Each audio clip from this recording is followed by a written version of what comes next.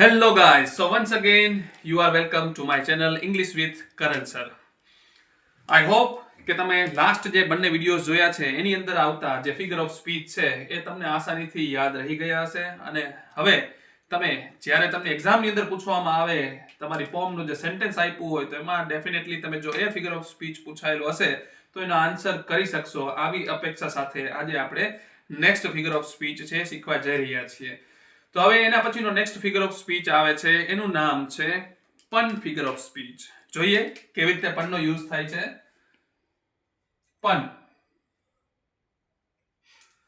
પન figure of speech. હવે પન માટે તમે એટલું યાદ રાખી શકો કે પન મહેફન પન ફિગર ઓફ સ્પીચ છે એની અંદર ફન છે. કેવી રીતે? તો જે પન ફિગર ઓફ સ્પીચ છે એની અંદર જે સેન્ટેન્સ હોય જે વાક્ય હોય એની અંદર એક જોક જેવું તમને લાગશે, મતલબ પ્લે વિથ વર્ડ જેવું હોય છે કે વર્ડ થી રમત રમવામાં આવે છે. કેવી રીતે? તો સેન્ટેન્સ એવું આપેલું હોય કે જેના મીનિંગ છે એ ડબલ મીનિંગ થતા હોય અથવા તો એક કરતા વધારે મીનિંગ નીકળતા હોય આવું વાક્ય આપેલું હોય છે. ખાસ સાંભળજો, જ્યારે તમે જોવો કે જે તમારી પોમનું સેન્ટેન્સ આપ્યું છે એની અંદર એ સેન્ટેન્સ જ્યારે તમે રીડ કરો છો તો રીડ કરતી વખતે જો તમને એવું લાગે, એવું દેખાય કે આ જે સેન્ટેન્સ છે આ સેન્ટેન્સના એક કરતા વધારે મીનિંગ થાય છે અને જો મીનિંગ થતા હોય તો ડેફિનેટલી એની અંદર પન ફિગર ઓફ સ્પીચ આવેલો જ હોય છે. કેવી રીતે જોઈએ અહીંયા આપણે એના એક બે એક્ઝામ્પલ જોઈએ કે જેથી તમને ખ્યાલ આવે. First example, when two orthopedic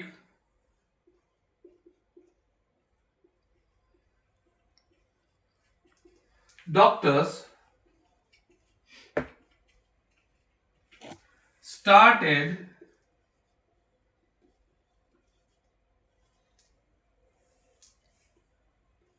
an operation.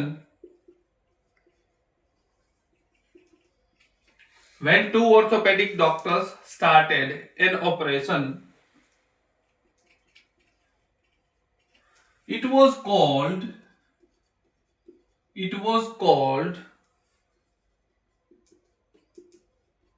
a joint operation. તો જો વિદ્યાર્થી મિત્રો, આની અંદર આ જે વાક્ય છે એ વાક્યને વાંચતા જ્યારે તમે વાક્ય કમ્પ્લીટ વાંચી લો પહેલા એક વખત. when two orthopedic doctors started an operation, જ્યારે બે ઓર્થોપેડિક ડોક્ટર્સે એક ઓપરેશન સ્ટાર્ટ કર્યું, it was called a joint operation. તો જ્યારે બે ઓર્થોપેડિક ડોક્ટરોએ એક ઓપરેશન સ્ટાર્ટ કર્યું હતું અને એ ઓપરેશનને એક જોઈન્ટ ઓપરેશન કહેવામાં આવ્યું. હવે અહીંયા કેવી રીતે બે મીનિંગ થાય છે જોઈએ આપણે વાક્યની અંદર કે જ્યારે બે ઓર્થોપેડિક ડોક્ટર, હવે ઓર્થોપેડિક ડોક્ટર આપણે કોને કહેતા હોય છે? જે બોન્સના ડોક્ટર હોય છે, હાડકાના સ્પેશિયાલિસ્ટ હોય છે, બરાબર. તો જ્યારે બે હાડકાના સ્પેશિયાલિસ્ટ એવા ડોક્ટર એટલે કે ઓર્થોપેડિક ડોક્ટર્સ એને એક ઓપરેશન સ્ટાર્ટ કર્યું એક પેશન્ટ ઉપર, બરાબર, તો એને જોઈન્ટ ઓપરેશન કહેવામાં આવ્યું. હવે કેવી રીતે? હવે બોન્સના ડોક્ટર છે એટલે ડેફિનેટલી એ જોઈન્ટ્સના પણ ઓપરેશન કરતા. જોઈન્ટ્સ આપણે કોને કહીએ? આપણા જે કાંઈ પણ જોઈન્ટ્સ હોય છે, જે બોન્સના જે સાંધા હોય છે હાડકાના, બરાબર, એના ડોક્ટર છે એટલે એનું ઓપરેશન છે એવું પણ કહી શકાય વાક્ય ઉપરથી કે જ્યારે બે ઓર્થોપેડિક ડોક્ટર છે એ બંને ભેગા થઈ અને એક ઓપરેશન સ્ટાર્ટ કર્યું તેને જોઈન્ટ ઓપરેશન કહેવામાં આવ્યું, મતલબ એ જોઈન્ટ્સનું, સાંધાનું ઓપરેશન. ત્યાર પછી બીજો મીનિંગ એવો નીકળે છે કે જ્યારે બે ઓર્થોપેડિક ડોક્ટરે સાથે મળીને એક ઓપરેશન કર્યું તો બંને ભેગા મળીને એક ઓપરેશન કર્યું છે, બંને સાથે મળીને સર્જરી કરી છે, એટલા માટે પણ આને જોઈન્ટ ઓપરેશન આવું કહેવામાં આવે છે. તો અહીંયા આ જે જોઈન્ટ ઓપરેશન છે આ શબ્દ છે એની ઉપર મતલબ કે એની ઉપર રમત રમાય છે, આ વર્ડ થી પ્લે કરવામાં આવે છે. તો આવી રીતે જ્યારે તમે જોવો કે વાક્ય છે એ ડબલ મીનિંગ વાળું છે તો એની અંદર ફિગર ઓફ સ્પીચ કયો યુઝ થયો હોય હવે તમારે જ કહેવાનું છે. કયો? પન. ઓકે, સરસ, વેરી ગુડ. તો ડબલ મીનિંગ સેન્ટેન્સ પનમાં હોય છે, પન મહેફન, આવું યાદ રાખી શકો તમે. અને હા, જે એક મીનિંગ એનો નીકળતો હોય મોટે ભાગે જોક જેવો જ હોય છે, બરાબર. બીજું એક્ઝામ્પલ જોઈએ. fish are smart. હવે ફિશ પછી તમને એવું થતું હશે કે સરે ફિશ પછી આર કેમ લખ્યું ભાઈ? ફિશ છે અહીંયા બહુવચન મેં વાપર્યું છે, પ્લુરલ નાઉન યુઝ કર્યું છે. ફિશ નું પ્લુરલ નાઉન પણ ફિશ જ થાય છે, એટલા માટે fish are smart because they live in a school. હવે ઘણા વિદ્યાર્થી મિત્રોને અહીંયા સેન્ટેન્સ છે એની અંદર થોડી કન્ફ્યુઝન હશે. પહેલા આપણે એનું ટ્રાન્સલેશન જોઈ લઈએ અને સ્કૂલ શબ્દનો મીનિંગ પહેલા સમજી લઈએ. કે ફિશ આર સ્માર્ટ, માછલીઓ હોશિયાર હોય છે, ચતુર હોય છે, સ્માર્ટ હોય છે, ચાલાક હોય છે. બીકોઝ કારણ કે they live in a school, કેમ કે તે સ્કૂલમાં રહે છે. હવે સ્કૂલ મોટે ભાગે આપણે એવું સમજતા હોય કે સ્કૂલ એટલે આપણે જે ભણવા માટે જઈએ છીએ બિલ્ડિંગ, જેને આપણે સ્કૂલ બિલ્ડિંગ કહીએ છીએ, એ સ્કૂલની વાત છે, બરાબર? તો એ સ્કૂલ માટે સ્કૂલ વપરાય છે. પછી જે ફિશનું ગ્રુપ હોય, બરાબર, જેમ આપણે પક્ષીઓના ટોળા માટે પક્ષીઓનું જે મતલબ કે જાજા બધા પક્ષીઓ છે તો એના માટે એના જે ગ્રુપ છે, જે બર્ડ્સના ગ્રુપ માટે આપણે એક શબ્દ વાપરીએ છીએ ફ્લોક, બરાબર છે? એવી રીતે સિંહોના ટોળા માટે એક શબ્દ વાપરીએ છીએ પ્રાઇડ. તો એવી જ રીતે જે માછલીઓનો સમૂહ હોય છે એ સમૂહ માટે શબ્દ વપરાય છે સ્કૂલ. ખાસ યાદ રાખજો, માછલીઓના સમૂહ માટે કયો શબ્દ વપરાય છે? સ્કૂલ. તો અહીંયા આ શબ્દનો મીનિંગ હવે તમને ખ્યાલ આવ્યો, તો હવે તમે સમજી શકશો કે આ વાક્ય કેવી રીતે ડબલ મીનિંગનું છે. ફિશ આર સ્માર્ટ, માછલીઓ હોશિયાર હોય છે. શું કામે? Because they live in a school, કેમ કે સ્કૂલમાં જ રહે છે. તો બે મીનિંગ એવી રીતે. પહેલો મીનિંગ એવો કે તે સ્કૂલમાં જ રહે છે એટલે હોશિયાર છે. સ્કૂલમાં એટલે પહેલા મીનિંગની અંદર ગ્રુપની વાત નથી કરતા આપણે.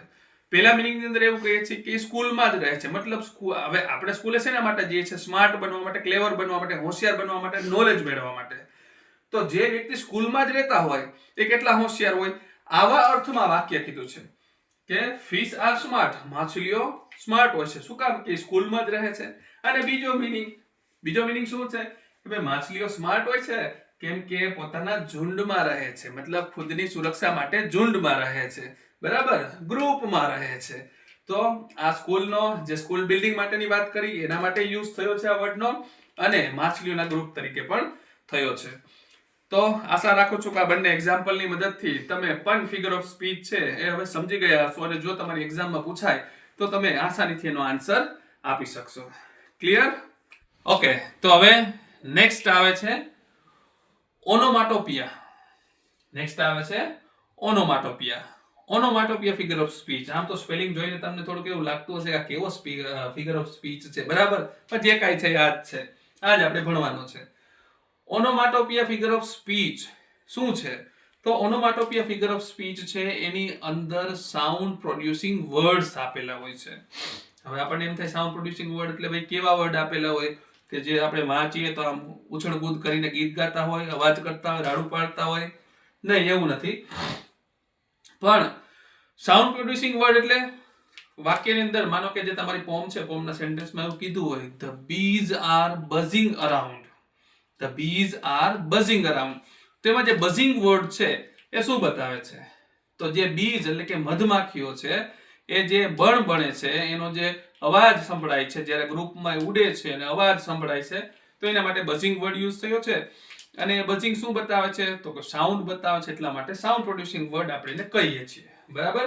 તો જેમાંથી જે સાઉન્ડ છે એનું એમિશન થતું હોય એવો વર્ડ હોય તો એના માટે મતલબ કે એવો જો વર્ડ સેન્ટેન્સમાં યુઝ થયો હોય તો એ વાક્ય છે, એ સેન્ટેન્સ છે, એની અંદર ઓનોમાટોપિયા ફિગર ઓફ સ્પીચ યુઝ થયો છે એવું કહી શકાય છે.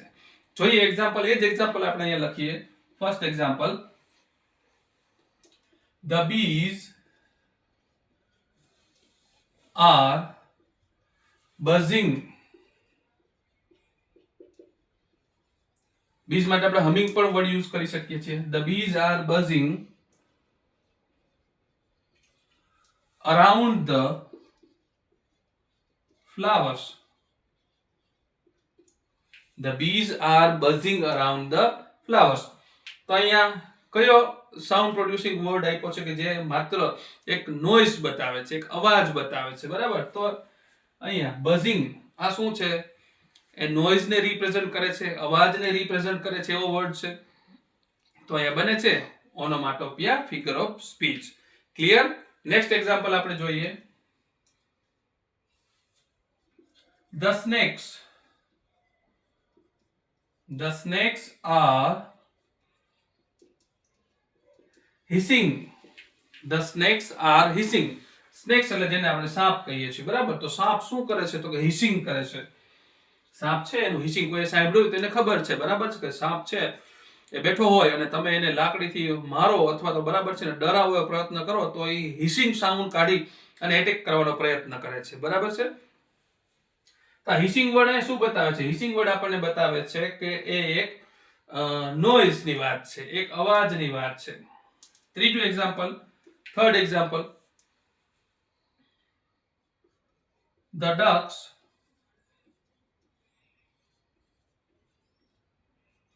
ducks quack. બતક શું કરે છે? તો કે ક્વેક કરે છે. ક્વેક ક્વેક શું છે? એનો કોઈ મતલબ છે? નહીં.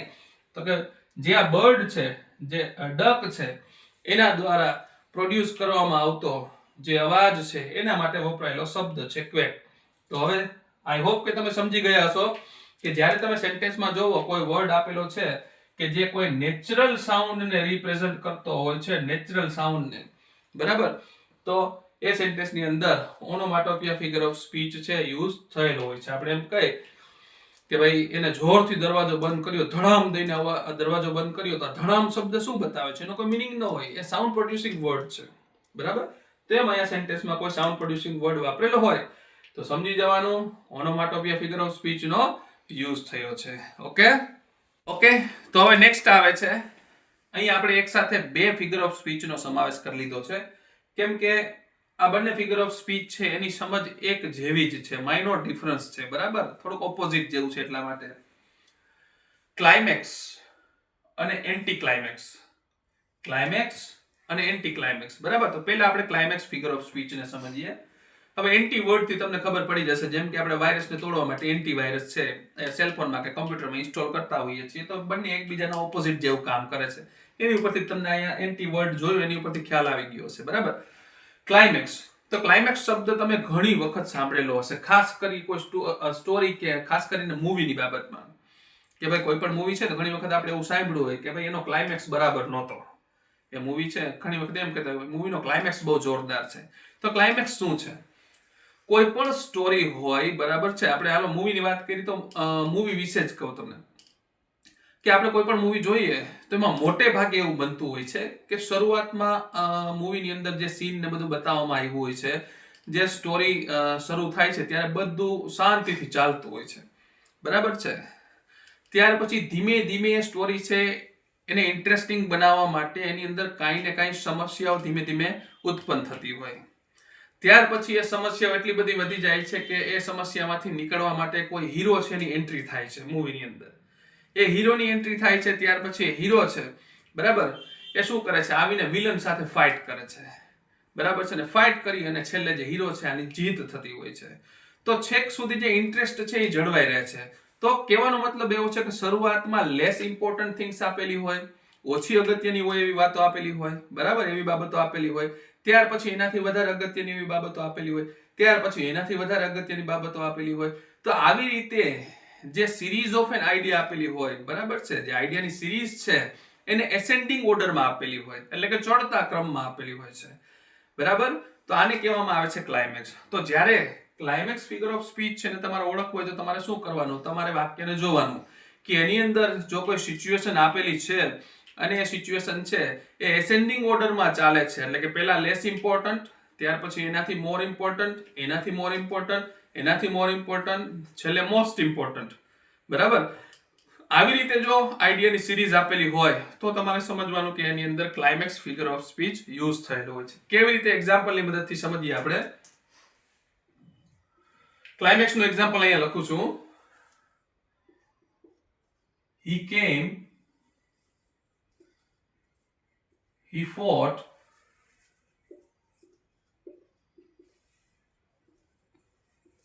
and he won. He came, he fought, and he won. એ આવ્યો, લડ્યો અને જીત્યો. તો સૌથી પહેલા એનું આવવું બહુ નોર્મલ બાબત છે, ત્યાર પછી લડ્યો તો થોડુંક વધારે અગત્યતા બતાવે છે, અને ફાઇનલી એ જીત્યો તો એનાથી પણ વધારે અગત્યતા બતાવે છે. આમ સિરીઝ ઓફ એન આઈડિયા, એટલે આઈડિયાની જે સિરીઝ છે એસેન્ડિંગ ઓર્ડરમાં ચાલે છે, એટલા માટે ક્લાઇમેક્સ ફિગર ઓફ સ્પીચ બને છે. પછી ઘણી વખત વસ્તુઓની બાબતમાં પણ સમજી લઈએ. બીજું એક્ઝામ્પલ એવું છે, he lost his pen, his mobile and his car. He lost his pen, his mobile and his car. તો અહીંયા સિચ્યુએશન કેવી રીતે આપી છે કે ભાઈ એને ગુમાવી દીધી છે, એને ખોઈ નાખ્યું છે. શું? તો કે તેની પેન. હવે પેન છે એની ઇમ્પોર્ટન્સ મોબાઈલ કરતા થોડીક આપણે ઓછી ગણીએ, બરાબર? તો એના પછી મોબાઈલ બીજા નંબરે છે, તો વધારે કિંમતી ગણીએ આપણે પેન કરતા. ત્યાર પછી એનાથી કિંમતી શું હોય છે મોટે ભાગે? તો કે ભાઈ કાર હોય છે. તો પેલા લેસ ઇમ્પોર્ટન્ટ, પછી મોર ઇમ્પોર્ટન્ટ, પછી એનાથી વધારે ઇમ્પોર્ટન્ટ. તો અહીંયા બની ગઈ છે આઈડિયાની સિરીઝ એસેન્ડિંગ ઓર્ડરમાં. તો અહીંયા બને છે ક્લાઇમેક્સ ફિગર ઓફ સ્પીચ. હવે આપણે સાથે સાથે એન્ટી ક્લાઇમેક્સ ની પણ સમજ મેળવી લઈએ. Anti climax figure of speech, બરાબર? તો એની અંદર શું હોય છે? આનાથી રિવર્સ ફોર્મમાં હોય છે. એની અંદર શું હોય છે? ડિસેન્ડિંગ ઓર્ડરમાં આઈડિયાની સિરીઝ આપેલી હોય છે, ઉતરતા ક્રમની અંદર આપેલી હોય છે. તો એની અંદર સૌથી પહેલા જે વધુ અગત્યની બાબત છે આપેલી હોય, ત્યાર પછી એનાથી ઓછી અગત્યની, ત્યાર પછી એનાથી ઓછી અગત્યની હોય, આવી રીતે આપેલું હોય છે. હવે આ જ એક્ઝામ્પલ છે, આ જ એક્ઝામ્પલને આપણે એન્ટી ક્લાઇમેક્સ ની અંદર ફેરવી શકીએ છીએ. કેવી રીતે? તો અહીંયા જે એન્ટી ક્લાઇમેક્સ નું પહેલું એક્ઝામ્પલ લખું છું એની ઉપરથી જ આપણને ખ્યાલ આવી જાય. he lost અહીંયા લખ્યું છે, he lost his, હવે પેન ને આપણે પાછળ જવા દઈએ, પહેલા કાર ની વાત લઈ લઈએ. he lost his car, his mobile and his pen. તો અહીંયા સિરીઝ છે, આપણે બદલાવી નાખી છે. કાર મોસ્ટ ઇમ્પોર્ટન્ટ છે, એનાથી લેસ ઇમ્પોર્ટન્ટ મોબાઈલ, એનાથી લેસ ઇમ્પોર્ટન્ટ પેન. તો અહીંયા આપણે એની જે પ્રાઇસ છે મોટે ભાગે એની સરખામણીની દ્રષ્ટિએ ઇમ્પોર્ટન્ટ ગણ્યા છે, બરાબર? બાકી તો દરેક વ્યક્તિ છે એની પોતપોતાની ઈચ્છાઓ પ્રમાણે ઇમ્પોર્ટન્સ આપતા હોય. ઘણાને ભાઈ કાર કરતા પેન વધુ પ્રિય હોય, એવું કઈ બરાબર છે જરૂરી નથી હોતું. ઘણા પાસે બહુ મોંઘી કિંમતની પેન હોય કે જે સામાન્ય એવી કાર કરતા વધુ કિંમતની આવતી હોય. પણ અહીંયા આપણે જનરલ લીધું છે, કોમન લીધું છે, બરાબર? તો અહીંયા જે આઈડિયાની સિરીઝ છે એ કેવી રીતે આપી છે? તો કે ભાઈ ડિસેન્ડિંગ ઓર્ડરમાં આવી છે. તો એના માટે કયો ફિગર ઓફ સ્પીચ બને? એન્ટી ક્લાઇમેક્સ બને છે. ક્લિયર? તો આઈ હોપ કે હવે તમને આજે જે કરાવેલા ફિગર્સ ઓફ સ્પીચ છે એ આસાનીથી સમજાઈ ગયા છે અને એક્ઝામની અંદર પૂછાય અથવા તો ગમે ત્યારે તમારે ટેસ્ટની અંદર કે જ્યાં પણ પૂછાય તો ત્યાં તમને કામ લાગશે. Okay, so guys, now it is the time to subscribe my channel, like my videos and share them. ચેનલને સબસ્ક્રાઇબ કરો, વિડીયોને લાઈક કરો અને શેર કરો આવા જ વિડીયોઝ માટે. તમે જે લાઈક કરો છો એનાથી મને હિંમત મળે છે આગળ નવા વિડીયોઝ બનાવવા માટેની. એટલા માટે જલ્દી જ સબસ્ક્રાઇબ કરો, વિડીયોઝને લાઈક કરો, શેર કરો. Thank you.